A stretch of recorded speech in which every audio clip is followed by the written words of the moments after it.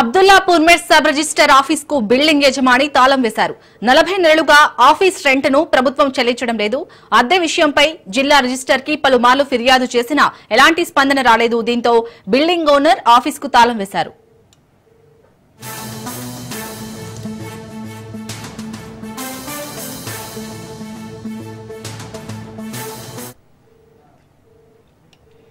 అబ్దుల్లాపూర్ మెట్ sub register office కు building యజమాని తాళం వేశారు.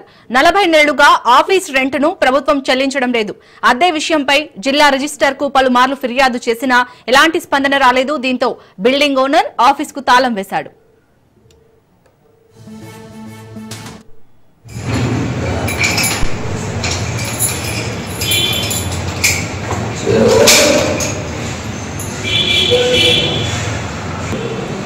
సిటీ దాని కొత్త పెట్టాలి